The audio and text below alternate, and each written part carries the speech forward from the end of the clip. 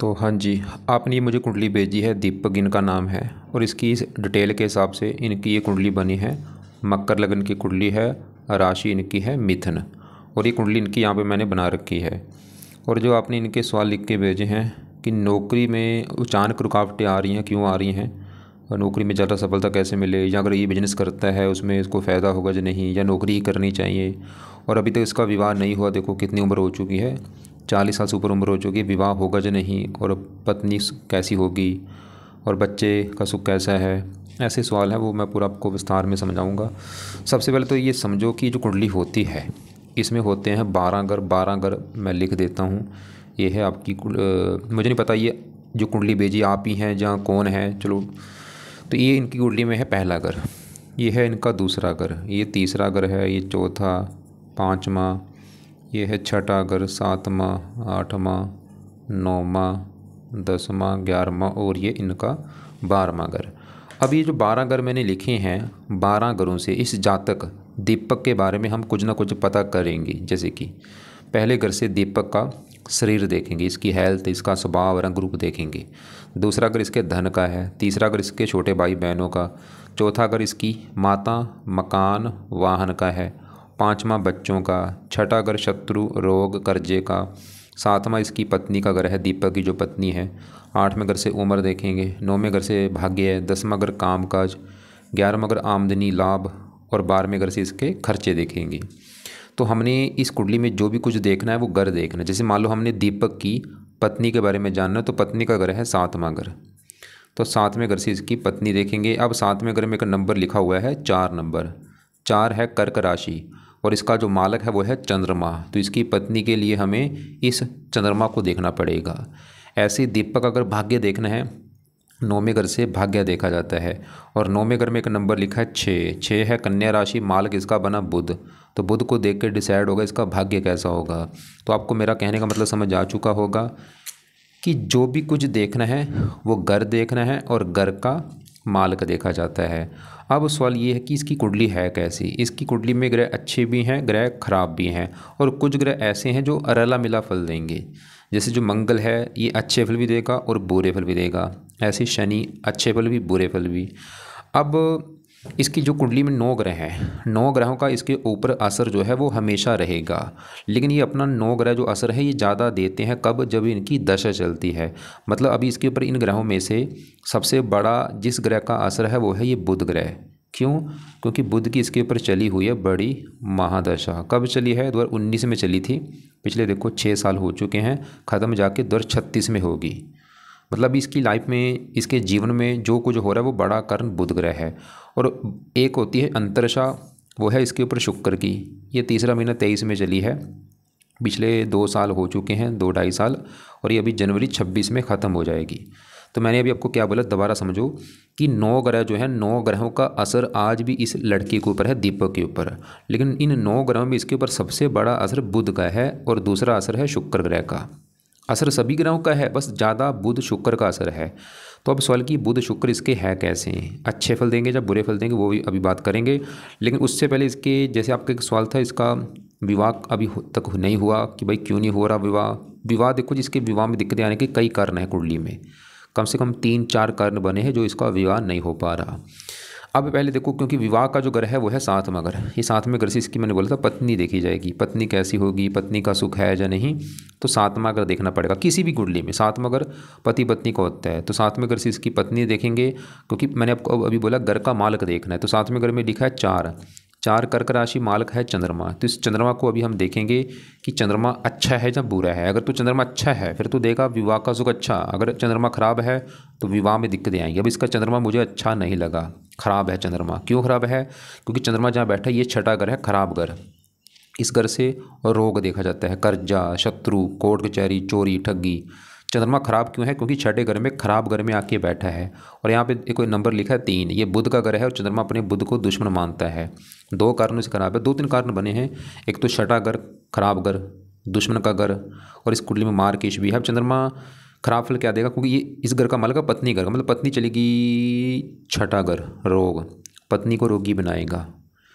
पत्नी चलेगी छठा का शत्रु, छठा का शत्रु का है, पत्नी से शत्रु जैसे व्यवहार होंगे, मतलब पत्नी से बनेगी नहीं, लड़ाई झगड़े होंगे। चंद्रमा की वैसे यहाँ पे बना है विवाह भंग योग, मतलब एक तो इसके विवाह में देरी होगी, और अगर इसका विवाह हो भी जाता है तो पत्नी से बनेगी नहीं, लड़ाई झगड़े होते रहेंगे, या पत्नी का बीमार होना, ऐसी दिक्कत इसको आएंगी चंद्रमा की वजह से। और चंद्रमा और भी दिक्कतें देगा, क्योंकि चंद्रमा माता का कारक होता है, इसको माता संबंधी भी कुछ ना कुछ दिक्कतें आएंगी, या तो माता बीमार होना या माता से लड़ाई झगड़े होना। मन का कारक मानसिक चिंता भी इसको होगी, और चंद्रमा की दशा इसकी खराब हो जाएगी दीपक की।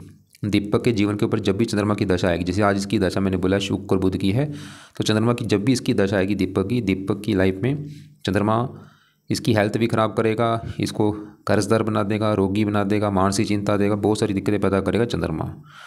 अब इसको दीपक को पता चल चुका है कि चंद्रमा भाई क्यों ख़राब है, क्या ख़राब फल दे रहा है। अब सवाल कि चंद्रमा को ये सही कैसे करे, और सही करने से फ़ायदा क्या होगा दीपक को। सबसे बड़ा फ़ायदा इसकी, अगर विवाह नहीं हो पा रहा तो ये विवाह अगर चाहते हैं इसका विवाह जल्दी हो जाए, चंद्रमा के उपाय करे, इससे पत्नी का सुख मिलेगा, पत्नी से लड़ाई झगड़े नहीं होंगे, पत्नी बीमार नहीं होगी, और कई फायदे और भी होंगे।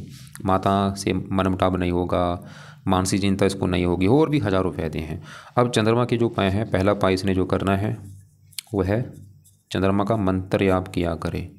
1-2 माला, चाहे 1 माला कर ले, 2 कर ले, 3 कर ले, वो इसकी मर्जी है। सुबह के टाइम में मंत्र करना है। दूसरा है चंद कवच का पाठ पढ़ा करे सुबह के टाइम।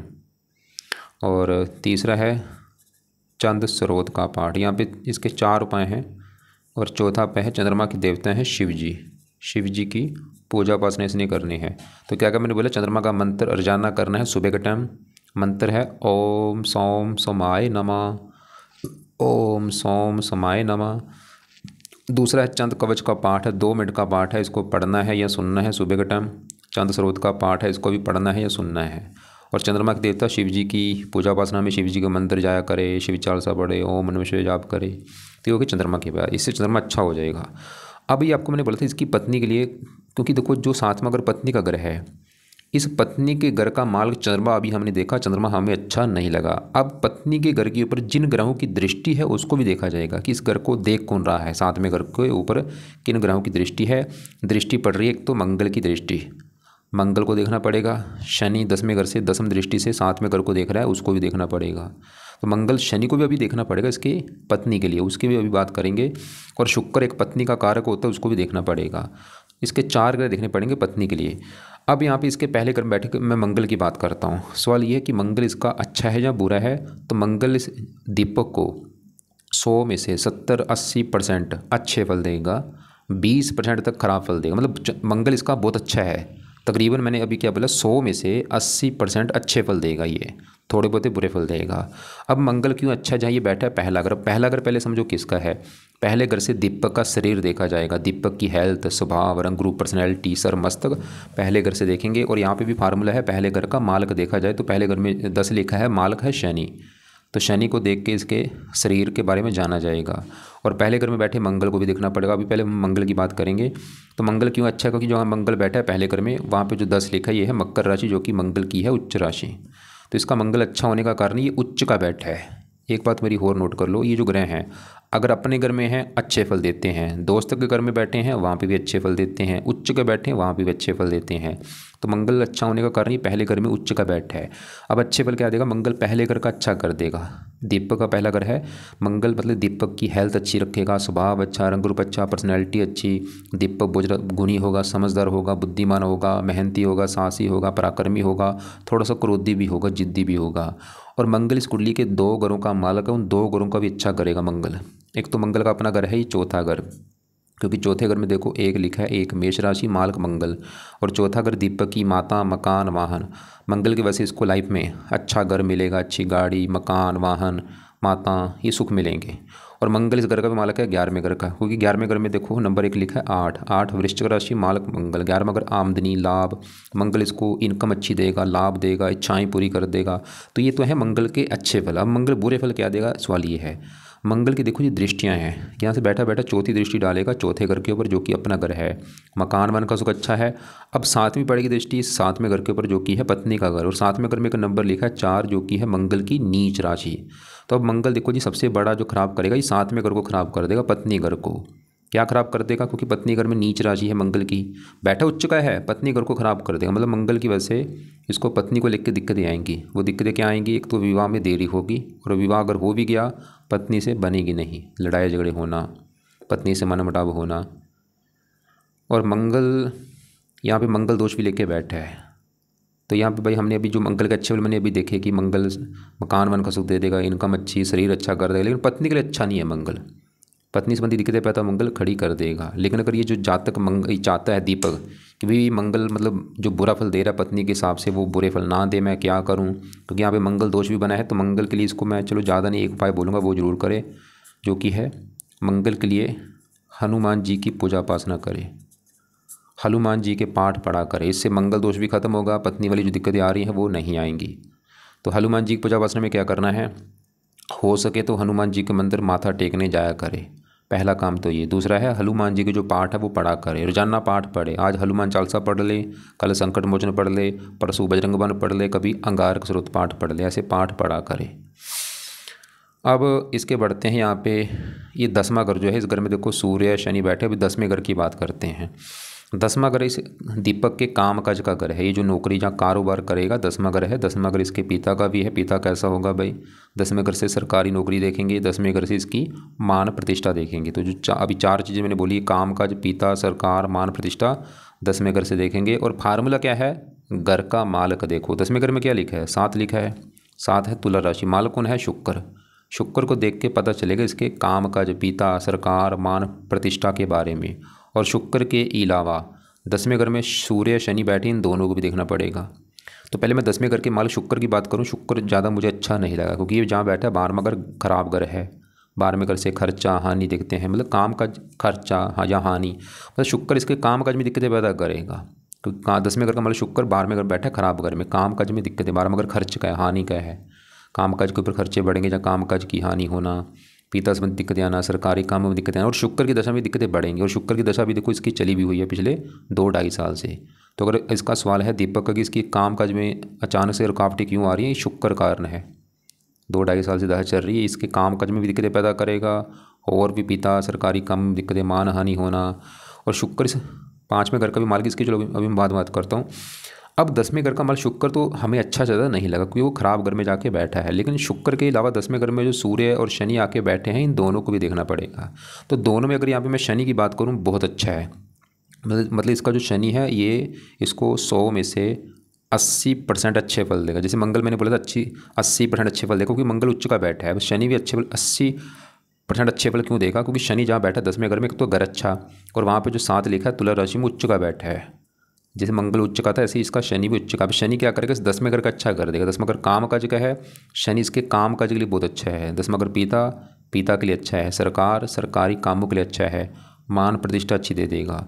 और शनि इस कुंडली के 2 घरों का मालक है, उन 2 घरों का भी अच्छा कर देगा। और वो 2 घर हैं, तो शनि का घर है ये दूसरा घर, और दूसरा घर इसके धन का घर है। इसके धन के बारे में दूसरे घर से देखेंगे। दूसरे घर में 11 लिखा है, मालक शनि। तो धन का मालक शनि उच्च का बैठा है, शनि इसको धन देगा, धनी बनाएगा, पिता से धन मिलेगा, सरकार से धन मिलेगा। और शनि इस पहले घर का भी मालक है, क्योंकि पहले घर में क्या लिखा है? 10 मकर राशि मालक शनि। और पहला घर मैंने बोला था इसका शरीर, स्वभाव, रंग रूप, पर्सनैलिटी। तो पहले घर का मालक शनि क्योंकि अच्छा है, उच्च का है, शनि इसके शरीर को अच्छा रखेगा, हेल्थ अच्छी, स्वभाव अच्छा, रंग रूप अच्छा। तो आपको मेरी बात समझ आ रही होगी मैं क्या समझा रहा हूँ कि शनि इसका अच्छा क्यों है? क्योंकि उच्च का है, क्या अच्छे फल देगा? पहले और दूसरे घर का मालक इन 2 घरों का अच्छा कर देगा, धन इसको देगा, शरीर का सुख अच्छा रखेगा, 10वें घर का अच्छा कर देगा। लेकिन यहाँ पे शनि बुरे फल भी देगा। 7वीं पड़ेगी चौथे घर के ऊपर, यहाँ पे है नीच राशि। थोड़ा सा शनि की दशा में माता, मकान, वाहन को लेकर दिक्कतें आना। 10वीं दृष्टि पड़ेगी पत्नी घर के ऊपर, शत्रु राशि है। शनि भी इसके विवाह में देरी कर देगा, और विवाह के बाद थोड़ा सा पत्नी से मनमुटाव होगा। अब यहाँ पे एक और गड़बड़ हो चुकी है। गड़बड़ क्या है? शनि, अभी हमने क्या देखा? शनि अच्छा भी है, थोड़ा सा बुरे फल भी है। मैंने आपको पहले बोला था 80% तो अच्छे फल हैं, थोड़े से बुरे फल हैं।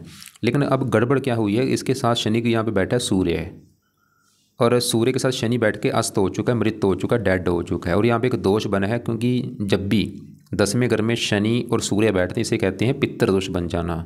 वो यहाँ पर बना हुआ है, ये आपको मैं दिखा भी देता हूँ। इसका यहाँ पे देखो, ये पढ़ लो, बाद में पढ़ लेना। पितर उसका बनता है, यहाँ पे देखो सूर्य शनि की युति जब 10वें भाव में हो तो पितर या इनका सोचेगा। ये देखो, ये बाद में आप पढ़ लेना, यहाँ तक पढ़ लेना क्या लिख रखा है, बोले इसकी कुंडली में पित्तर दोष बना हुआ है। क्यों बनता है? सूर्य शनि की वजह से बनता है, जब भी 10वें घर में बैठते हैं। अब इसके 10वें घर में सूर्य शनि बैठे हैं। अब इसका देखो मतलब यहाँ पे अब सूर्य जो है इसका वो है खराब। क्योंकि सूर्य क्यों खराब है? क्योंकि सूर्य 10वें घर में यहाँ पर जो 7 है तुला राशि में नीच का बैठा है। शनि अच्छा था क्योंकि उच्च का है, सूर्य खराब है क्योंकि नीच का है। मार्केश भी 8वें घर का मालक है। अब सूर्य 10वें घर को खराब कर रहा है। 10वां घर काम काज, सूर्य दिखा रहा है कि इसके काम काज में दिक्कतें आएंगी भाई। 10वां घर पिता संबंधी दिक्कतें आएंगी, सरकारी कामों में दिक्कतें, मान हानि होगी। मतलब सूर्य उल्टा कर रहा है। शनि इस घर का अच्छा कर रहा है तो सूर्य उल्टा कर रहा है। तो यहाँ पे अब यहाँ पे सवाल है कि ये दोष जो बना है पितर दोष, और इसका नुकसान क्या होगा? इसका नुकसान सबसे बड़ा पिता पुत्र में बनती नहीं है।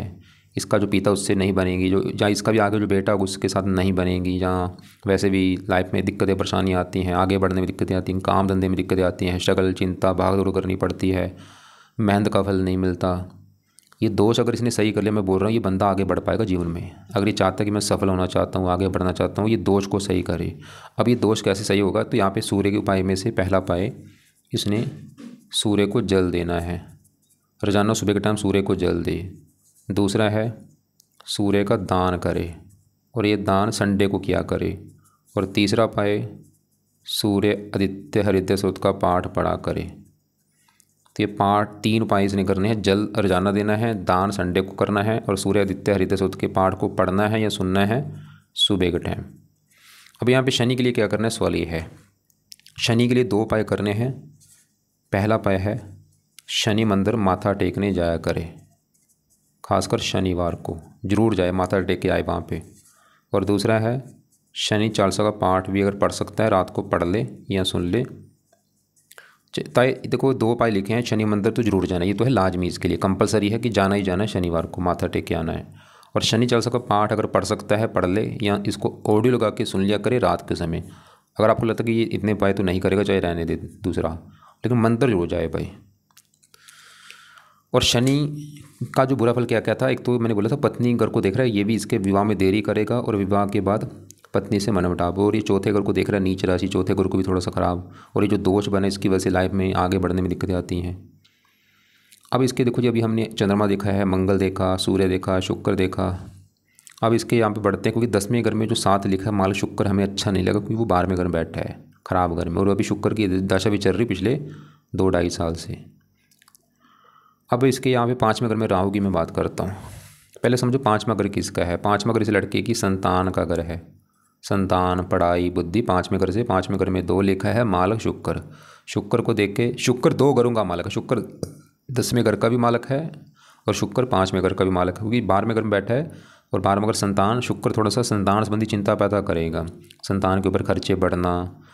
अब संतान घर में राहु भी बैठा है, उसको भी देखना पड़ेगा। अब राहु 5वें घर में यहाँ पे जो 2 है, वृश्चिक राशि है, उच्च का बैठा है। और उच्च का घर अच्छा होता है, जैसे शनि उच्च का है, मंगल उच्च का है, राहु भी उच्च का बैठा है, अच्छी बात है। मतलब राहु ये दिखा रहा है कि भाई संतान का सुख अच्छा है, जहाँ तक पढ़ा लिखा होगा, बुद्धिमान होगा। लेकिन देखो जी, मैंने ऐसी हज़ारों कुंडलियाँ देखी हैं, जब भी राहु 5वें घर में होता है कुछ ना कुछ संतान को लेकर दिक्कत थोड़ी सी जरूर आती है। कि चलो इसका उच्च का वैसे तो दिक्कत ज़्यादा मुझे लग रहा नहीं आएगी, फिर भी थोड़ा बहुत आ सकती है। जैसे कि दिक्कत आएगी क्या? जैसे कि इसकी जो पत्नी उसका गर्भपात हो जाना, या संतान में देरी होना, या लड़कियां ज़्यादा होना, पुत्र कम होना, ऐसी दिक्कतें कुछ ना कुछ आती हैं।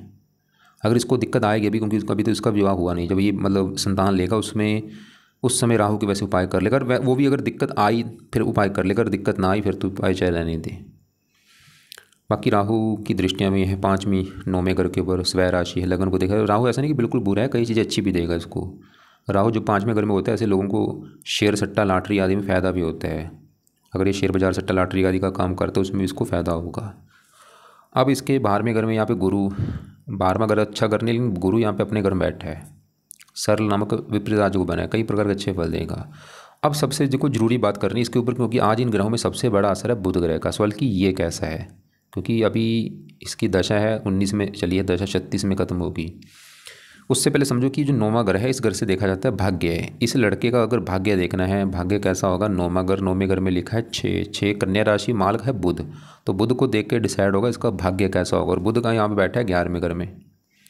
घर तो अच्छा यहाँ पे बुध बैठा है, और साथ में केतु के बैठा है। और ये बुध यहाँ पे जो मंगल की राशि है, मंगल को अपना मानता है दुश्मन। ये मुझे थोड़ा सा अच्छा नहीं लगा। लेकिन फिर भी चलो क्योंकि ये योग कारक है और गड़बड़ क्या है, इसके ऊपर पड़ रही है राहु की दृष्टि, वो भी कोई बात नहीं। मतलब सवाल की बुध अच्छा है जब बुरा है, बुध भाई सामान्य मात्रा मतलब ठीक ठाक फल देगा, क्योंकि भाग्यश होकर 11वें घर बैठा आमदनी घर में, मतलब बुध फिर भी इसको भाग्यवंशी इनकम देता रहेगा, लाभ देता रहेगा, इच्छाएं पूरी करता रहेगा, लेकिन सामान्य मात्रा में। ये नहीं मैं बोलूँगा कि बहुत बड़े लेवल पे, लेकिन फिर भी ठीक ठाक सी मतलब इनकम देता रहेगा, लाभ देता रहेगा ठीक ठाक सा। तो क्योंकि कारण एक तो दुश्मन के घर में बैठा है वो, और राहु की दृष्टि है, और इसको मैं बोलूँगा कि बुध का भी उपाय जरूर करें, क्योंकि बुध का इसके ऊपर देखो जी बड़ा असर है। बुध के उपाय में से पहला उपाय सबसे बेस्ट कि ये बुध का मंत्र जाप जरूर करें, चाहे 1 माला चाहे 2 माला जरूर करें, शाम के समय इसको कर लिया करें या रात के समय। एक ही चलो उपाय कर ले, ज़्यादा फिर क्योंकि ज़्यादा हो जाएंगे। मंत्र है ओम बम बुद्धाय नमः, ओम बम बुद्धाय नमः, ये मंत्र करना है। और इसके अलावा इसकी देखो जी, क्योंकि बड़ी दशा तो है बुध की, ये तो चलो फिर भी ठीक ठाक है, मतलब बुध को क्योंकि योग कारक है, भाग्यश है, अच्छे घर में बैठा है, फिर भी ठीक है, मतलब भाग्यशाली भी बनाएगा, भाग्यवंशी इनकम देगा, लाभ देगा। लेकिन गड़बड़ क्या है कि इसकी जो शुक्र की दशा चल रही है पिछले 2-2.5 साल से, ये इसको ज़रा मैं अच्छा नहीं मानूँ, क्योंकि ये जहाँ बैठा 12वां घर खराब घर, और वहाँ पे बैठा भी गुरु के घर में दुश्मन की राशि, 12वें घर से खर्चा, हानि, दान, दंड, हॉस्पिटल, पागलखाना, विदेश यात्रा, जेल यात्रा, हत्या, खराब चीज़ देखते हैं। तो शुक्र इसको दिक्कतें देगा। सबसे बड़ी दिक्कत 12वां घर खर्च का, इसके खर्चे बढ़ेंगे, और ये चाहे नोट कर भी लेगा कि पिछले 2-2.5 साल से इसकी सबसे बड़ी दिक्कत है कि खर्चे काफ़ी बड़े होंगे, खर्चे बढ़ा देगा शुक्र इसके। और 10वें घर का मालक है, 10वां घर काम काज में दिक्कतें पैदा कर देगा। और भी तो शुक्र की भी दशा, क्योंकि जनवरी 26 में अभी भी देखो 6 महीने की दशा पड़ी है, तो इसको मैं शुक्र के भी 2 पार्ट बोलूँगा, ताकि ये शुक्र की जो दशा भी चल रही है ये अच्छी जाए। तो शुक्र का पहला और दूसरा, पहला है शुक्र कवच का पाठ पढ़ लिया करें, और दूसरा है शुक्र स्रोत का पाठ। ये पाठ कम से कम 6 महीने तक करने हैं, शाम के समय या रात के समय। तो ये इसकी कुंडली के हिसाब से उपाय हैं, मैं एक बार दोबारा रिपीट कर दूँ। कुछ उपाय हैं सुबह के टाइम। अब सुबह क्या है, जब ये सुबह मालूम उठेगा, अपना सुबह उठ के नहा धो के अपना पहले तो चंद्रमा का अपने जो इसका पूजा स्थान है वहाँ पे बैठ जाए, वहाँ पे बैठ के चंद्रमा का इसने करना है मंत्र जाप, चाहे 1 माला करे चाहे 2, वो उसकी मर्जी है। उसके बाद चंद कवच चंद स्रोत के पाठ पढ़ने हैं या सुनने हैं, 2-2 मिनट के पाठ है, 4 मिनट इसमें लगेंगे। और शिव जी की पूजा उपासना कर ले, शिव जी का मंत्र जाप कर ले, या शिव जी का वैसे मंत्र कर ले 1 माला ओम नमः शिवाय या 1-2 माला, ये तो होगी सुबह के टाइम। और सुबह इसको मैंने बोला है सुबह सूर्य को जल भी सुबह के टाइम देना है, और सूर्य आदित्य हृदय सूक्त के पाठ को भी पढ़ना है या सुनना है सुबह के टाइम। तो चंद्रमा सूर्य के पाए हैं सुबह के टाइम। अब जब रात को बैठेगा, रात को बैठ के पहले शनि चालीसा का पाठ पढ़ ले, अगर पढ़ सकता है। इसको लगता है कि ज़्यादा हो जाएंगे, शनि चालीसा जाए रहने दे, लेकिन बुध का मंत्र कंपलसरी है, लाजमी है, जरूर करना है, क्योंकि बुध की है बड़ी दशा। तो बुध का चाहे 1 माला चाहे 2 माला रात को या शाम को मंत्र जरूर करना है, ओम बुम बुद्धाय नमः। और बुध के मंत्र के बाद ही शुक्र के 2 पाठ मैंने बोले हैं, इनको पढ़ ले या ऑडियो लगा के सुन लिया करे, 4 मिनट इसमें लगेंगे। और बाकी अगर इसको लगता है कि शनि का मंत्र शनि चालीसा में पढ़ सकता हूँ, पढ़ लिया करे। और क्या क्या बोले इसको मैंने, एक बोला है शनि मंत्र जाना है शनिवार को, और हनुमान जी की पूजा उपासना बोली है, हनुमान जी का मंत्र जाए, हनुमान चालीसा के पाठ पढ़े, इससे कई घर अच्छे होते हैं हनुमान जी से। और शिव जी के लिए मैंने इसको चंद्रमा के लिए बोला, शिव जी का मंत्र जाए, या सोमवार को शिव जी का मंत्र जरूर जाए, या शिव चालीसा या ओम नमः शिवाय का जाप किया करें। तो आपको उम्मीद करता हूँ समझ आया, जो मैंने समझा समझ आ चुका होगा। अब इसकी देखो जी कुंडली में सबसे नेगेटिव पॉइंट है इसकी विवाह में दिक्कतें आएंगी, और विवाह में दिक्कतें आने के कई कारण हैं, क्योंकि जो पत्नी का घर 7वां घर है, उस घर का माल चंद्रमा 6ठे घर में बैठा है, तो कारण ये पत्नी वाली दिक्कतें आने का। दूसरा, इसकी पत्नी घर के ऊपर है मंगल की दृष्टि, और ये मंगल की नीच राशि है, और मंगल दोष भी बना है, वो भी विवाह में देरी करेगा, और विवाह के बाद पति पत्नी में लड़ाई झगड़े। तो दूसरा कारण मंगल। तीसरा कारण है 7वें घर के ऊपर, पत्नी घर के ऊपर है शनि की दृष्टि, और ये शनि की शत्रु राशि है, पत्नी शनि भी थोड़ा सा विवाह में देरी और पत्नी से मनमुटाव। और चौथा घर शुक्र से देखा जाता है पत्नी का सुख, वो भी 12वें घर में चला गया। तो 4 कारण ये दिखा रहे हैं इस लड़के को, इसका विवाह देरी से भी होगा, विवाह होने के बाद भी पति पत्नी में लड़ाई झगड़े होंगे। और पति पत्नी में लड़ाई झगड़े होने का सबसे बड़ा कारण वैसे चंद्रमा है, जो कि 6ठे घर में बैठा है, क्योंकि वो पत्नी घर का मालक है होके वहाँ पे बैठा है। बाकी सभी के मैंने उपाय बता दिए, चंद्रमा के भी उपाय बता दिए हैं। मंगल दोष जो बना है उसके लिए हनुमान जी पूजा उपासना बोली है, और शनि के लिए भी बोला है शनि मंत्र जाए माथा टेकने, इससे इसका जो दोष बना है पितर दोष वो भी खत्म होगा, और पत्नी वाली जो दिक्कतें शनि दे रहा है वो भी नहीं देगा। और शुक्र के जो पाठ बोले उससे काम काज की जो दिक्कतें आ रही वो भी नहीं आएंगी, और अब पत्नी का सुख भी मिलेगा। बाकी एक बार आपके द्वारा मैं सवाल देख लेता हूँ। आपने एक तो बोला था नौकरी में अचानक रुकावटें क्यों आ रही हैं, मैंने बोला दशा इसकी सही नहीं चल रही, शुक्र की दशा है, ये शुक्र जो है काम काज के घर का मालक है, तो शुक्र के इसको जो पाठ बोले वो पढ़े, इससे दिक्कतें नहीं आएंगी। और भी कई कर रहे हैं, क्योंकि ये जो 10वां घर काम काज का घर, इस घर में सूर्य शनि जो दोष लेके बैठे हैं, पितर दोष, वो भी कारण है। और पितर दोष कैसे सही होगा, मैंने आपको दोनों के उपाय बता दिए हैं। शादी के योग कब तक हैं, देखो जी वो योग क्यों नहीं बन रहा, वो तो कई कारण आपको मैंने बता दिए। अगर ये उपाय करता है फिर तो इसका हो सकता है 1 हफ्ते 1 महीने के अंदर इसका विवाह हो जाए। तो इसको मैं ये बोलूँगा कि पाठ पूजा करे जो भी मैंने बताए हैं शादी के लिए। बुरी नज़र का कोई प्रभाव नहीं है, मेन है कुंडली के हिसाब से हमारी लाइफ में चेंज आता है। बिजनेस करना कौन सी फील्ड में सही रहेगा, या सिर्फ नौकरी? अगर ये नौकरी कारोबार बिजनेस करना चाहता है, बुध के जुड़े काम कर सकते हैं। जैसे कोई लिखने का काम हो, लेखन प्रकाशन पत्राचार, पढ़ाने का काम हो, टाइपिस्ट, सेल्समैन, हरे रंग से जुड़ा काम हो, कंप्यूटर से जुड़ा कोई काम हो, वाणी से जुड़ा कोई काम हो, गणित से जुड़ा कोई काम हो, बुध के काम कर सकता है। बुध बड़ी दशा है। और बच्चे कितने होंगे, राहु तो ये दिखा रहा है कि भाई लड़कियां ज़्यादा होती हैं, पुत्र कम होता है, लेकिन इसके लिए पति पत्नी दोनों की कुंडली देखनी पड़ती है।